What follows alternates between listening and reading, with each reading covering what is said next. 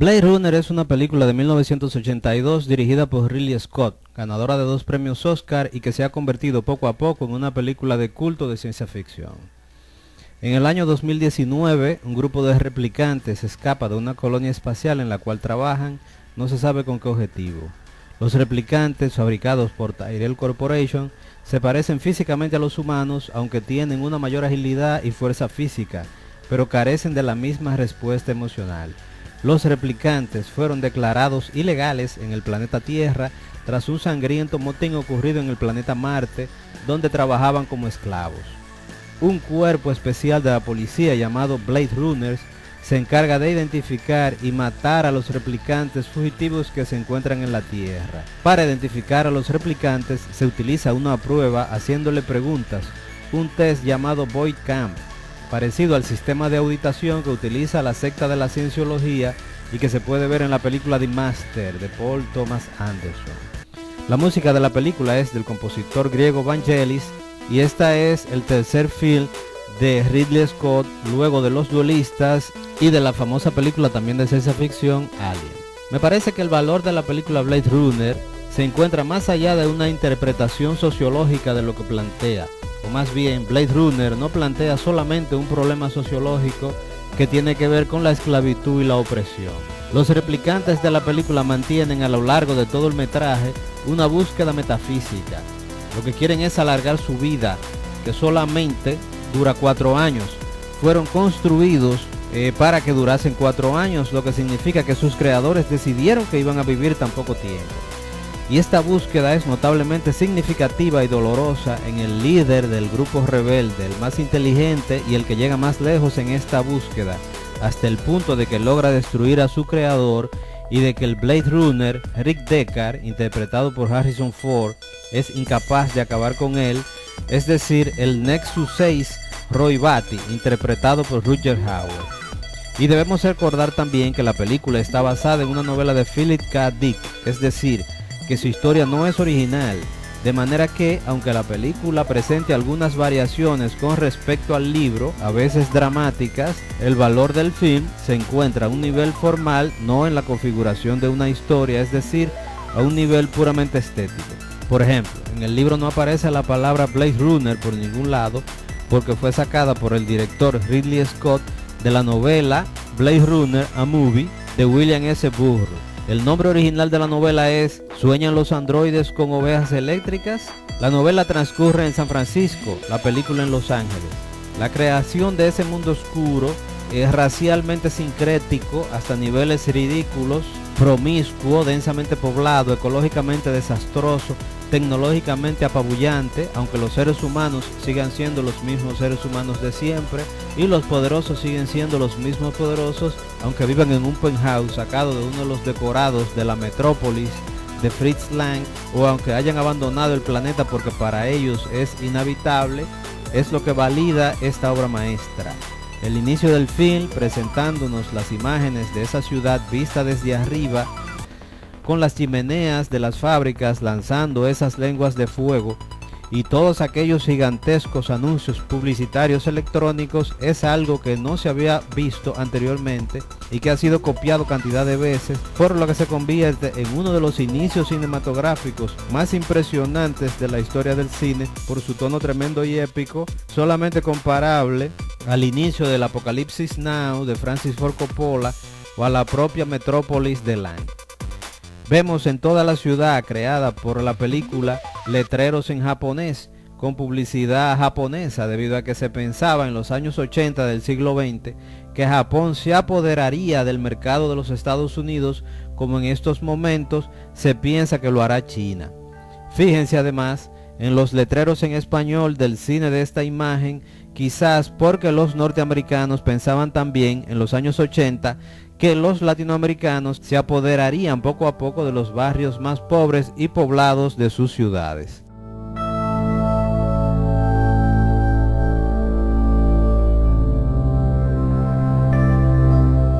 El diseño de producción lo realizó Sid Mead, influenciado como el director Ridley Scott por los dibujos de Moebius, quien fue invitado a participar en la película pero que al final lo rechazó. Pero toda la película se dirige hacia la búsqueda de la vida de este grupo de replicantes. Los Nexus 6 han hecho y han visto cosas terribles y han sido obligados a actuar de esa forma por sus creadores, los seres humanos. Además de que como son cyborgs, son creados por los humanos, son seres que no tienen Dios, o sea que no piensan que van a tener una trascendencia después de la muerte.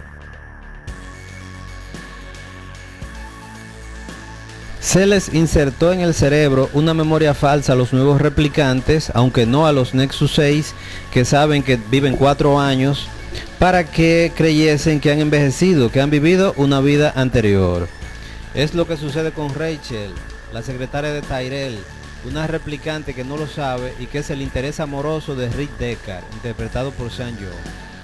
Tienen recuerdos de una infancia que nunca vivieron, de unos padres que no existieron. Al mismo tiempo, los replicantes no pueden envejecer físicamente. Cuando se encuentran con J.F. Sebastian, un científico con mentalidad adolescente en el cuerpo de un anciano, puesto que sufre de progeria, que es una enfermedad que provoca que las personas se vean ancianas siendo jóvenes, se sienten identificados con él, porque Sebastian también sabe que no durará, solo que en el sentido contrario, podríamos decir en el sentido humano. Ellos no pueden envejecer mientras que Sebastian lo hace de forma acelerada. Ellos envejecen mentalmente, pero no pueden hacerlo físicamente. El cuerpo de Sebastian envejece apresuradamente, mientras su mente continúa siendo la de un joven. La importancia de la memoria en Blade Runner solamente es comparable a la que tiene en la cinta Eternal Sunshine of the Spotless Mind o Eterno Resplandor de una mente sin recuerdos de Michel Gondry. Es decir, la manipulación de la memoria con fines científicos y cómo lo humano está por encima de toda manipulación del sistema, de toda manipulación científica, y cómo los más primitivos sentimientos humanos, el amor, la solidaridad, la piedad, incluso el odio y el dolor, pueden llevarnos al final a una redención. Podemos trasladar esas preocupaciones al mundo actual, la proliferación del Alzheimer en nuestra sociedad, la multiplicación de una enfermedad que destruye sistemáticamente nuestra memoria, es decir, la destrucción del pasado y de la vida que hemos vivido. En toda la película siempre está lloviendo. En una entrevista, el director declaró que esto había sucedido debido a que tenían que ocultar los cables de los automóviles voladores y los efectos especiales de esa época, que no se hacían por computadora, pero esta lluvia le da una atmósfera de oscuridad y decadencia con la que la película gana. Al final, me parece que es del todo injusto comparar Blade Runner con películas como V for Vendetta o con algunas otras con las que se le ha comparado en algunos ensayos. Esas son películas menores cuyo impacto en el espectador no pasa del mero entretenimiento. Si a algo se parece a la historia de Blade Runner, sería el Frankenstein de Mary Shelley, y si a algo se parece Roy Batty, es a un Prometeo futurista. Al final, como estamos hablando de arte, en este caso de cine, lo más importante es lo visual. No podemos deshacernos del rostro de una belleza casi surreal de Rachel Zegh-Young, que en esa época tenía solamente 22 años, de la visión de ese mundo tecnológicamente melancólico, de la lluvia interminable sobre la ciudad siempre oscura, de la figura de Rutger Hauer, hasta de su forma de vestir y de peinarse y de hablar, que han copiado tantos juegos de video, por ejemplo todo el cyberpunk, incluido el juego de video con ese nombre, la ropa y el ambiente de Final Fantasy, las películas coreanas y japonesas futuristas, provienen de Blade Runner. No podemos olvidarnos de la imagen de Roy pronunciando su panegírico semidesnudo bajo la lluvia, de la paloma que nos sugiere que el replicante tenía un alma y que la trascendencia existe y que él ha sido salvado porque a su vez salvó una vida, que es la de su archienemigo Rick Deckard, que quiere matarlo, retirarlo. De la lentitud de su ritmo narrativo, impropia de las películas de acción, aunque sí cercana al cine negro norteamericano de la primera mitad del siglo XX,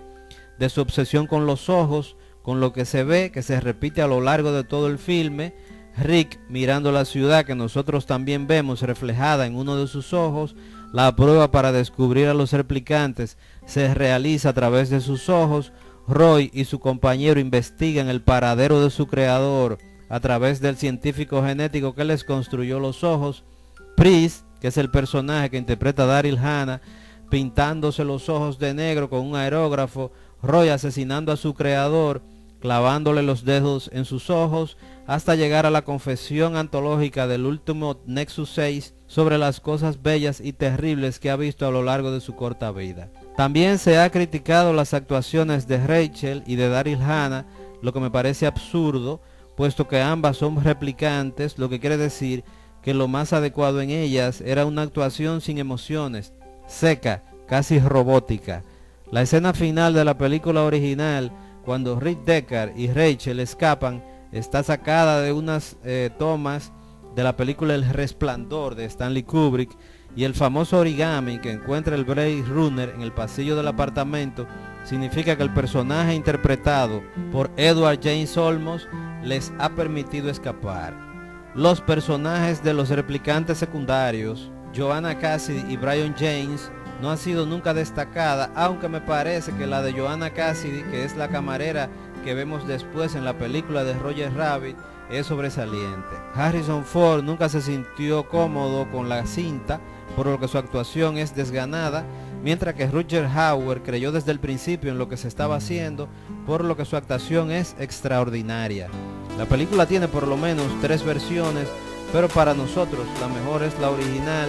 la que se lanzó en el año 1982 con la voz en off de Rick Deckard y con el final feliz de los enamorados escapándose. Blade Runner se parece más en cuanto a sus aportes a la cinematografía y a la popularidad de sus planteamientos a Metrópolis de Land, a Fahrenheit 451 de Truffaut, a La Naranja Mecánica de Kubrick,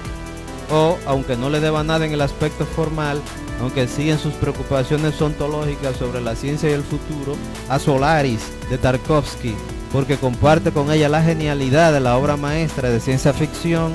que perdura en la memoria de la gente y que nos plantea algunas preguntas esenciales sobre nuestra propia humanidad para que las respondamos hoy, aquí y ahora.